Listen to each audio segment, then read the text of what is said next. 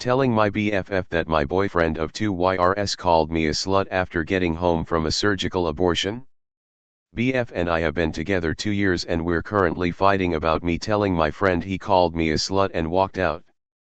The pregnancy was his and this is the second abortion I've had in this relationship.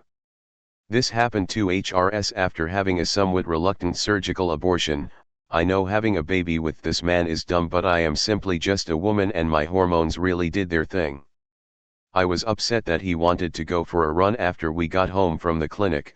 I felt like he wasn't there emotionally, and this blew up to a point of him calling me a slut, saying his work here is done now that I've had the abortion, and walking out. He came back an hour later and apologized, but also asked if I told anyone.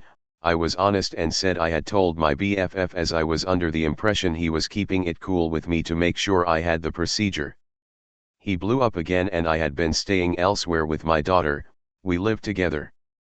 I came home 2 days ago and we rekindled, but he is pressing me about telling my friend what happened and accusing me of dragging his name through the mud. He has since blocked me and said he is going to post his story on IG.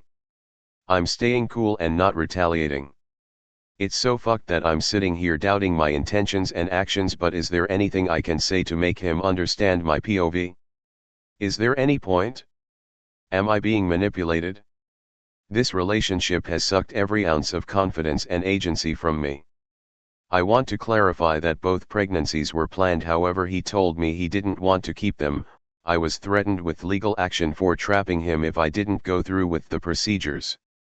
This most recent pregnancy he actually changed his mind immediately after conception.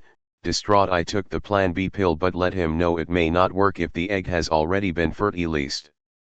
He accused me of not taking it, to trap him, when we found out I was pregnant. My comment about the hormones was in reference to my reluctancy to go through with the procedure.